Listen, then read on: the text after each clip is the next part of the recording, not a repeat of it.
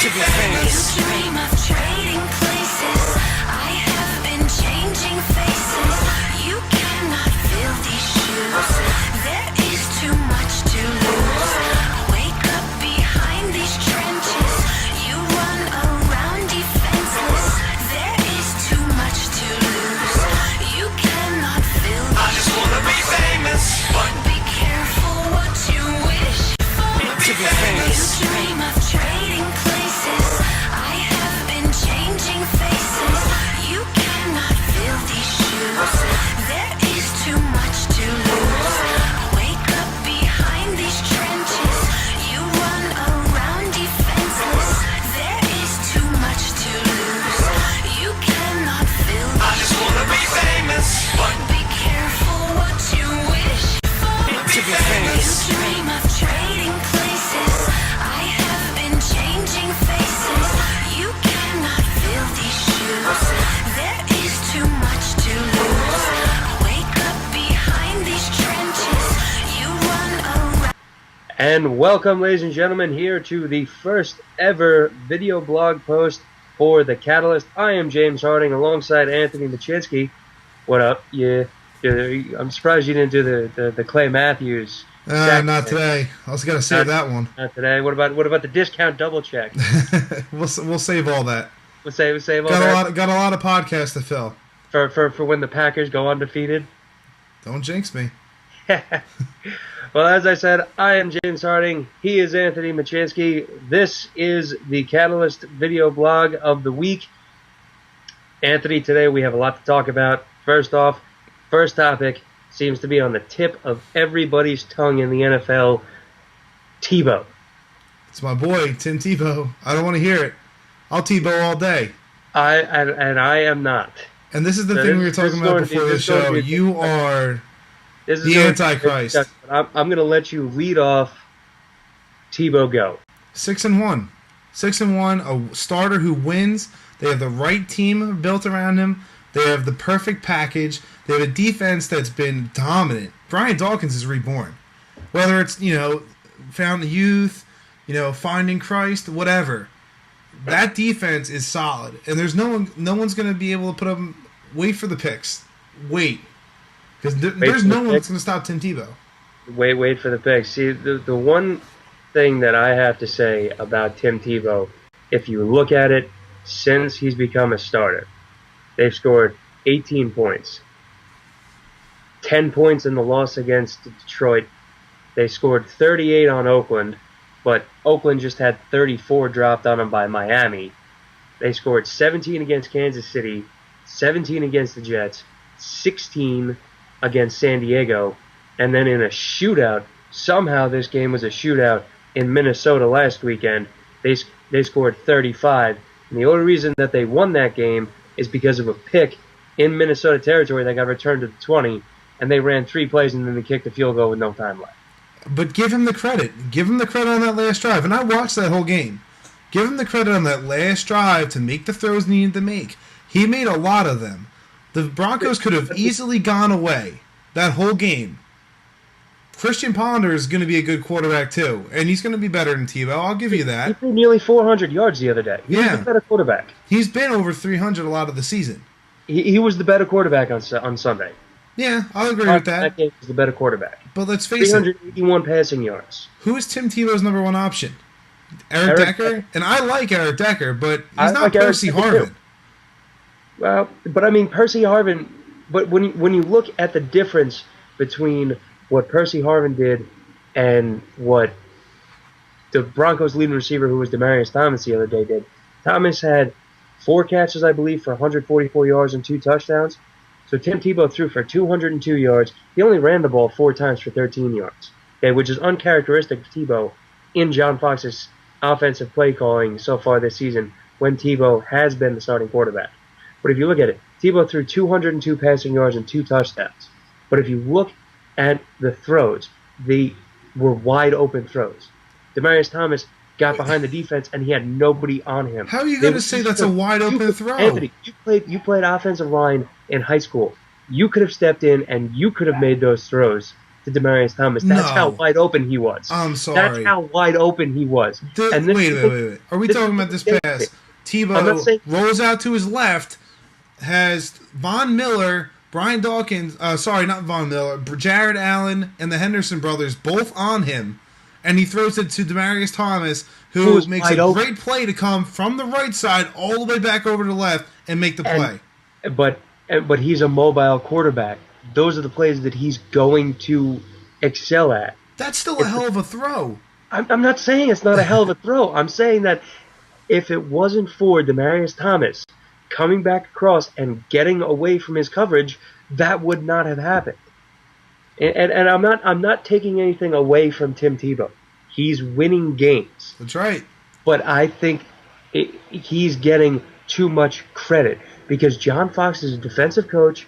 John Fox has a lot of really good players. He has probably the best defensive line pass rusher in the league, not named Mario Williams, in Elvis Dumerville. And he's got the defensive rookie of the year, who everybody was saying Carolina should have taken number 1 overall. Instead, they chose Cam Newton, and Cam Newton has worked Yeah, out you very can't well. really blame that decision. You can't really blame them for taking Cam Newton because of how good he's been.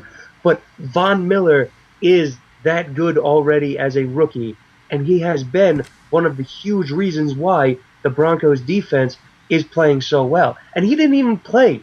I guarantee you that had he played on Sunday, I would say he would have had an impact of almost 75 to 100 passing yards on Christian Ponder's day. Yeah, I think the one thing that I really do worry about is would they have won had Adrian Peterson played? Yeah, Because that changes that team entirely. absolutely. I mean, you look Because at they Toby couldn't- Gerhardt did good. Ponder had to throw so much to make up for the fact that he didn't have the best running back in the NFL behind him. Yep, and let's face it, he did the job. But when you look at that Broncos team, now, I don't think anyone's saying it's Tebow and Tebow alone. If they are, I'll disagree. But that's what everybody's making it out to be. Yeah. It didn't say. I mean, a few weeks ago on the power rankings for NFL.com, where they had the Broncos listed, the Broncos were like 16th or 17th. This was the week going into when they were playing the Jets. The Broncos were like 15th or 16th, somewhere around there. I can't remember who the team before them was. Can't remember who the team after them was. But instead of listing Broncos, they just put Tebow. I mean, what can you say, though?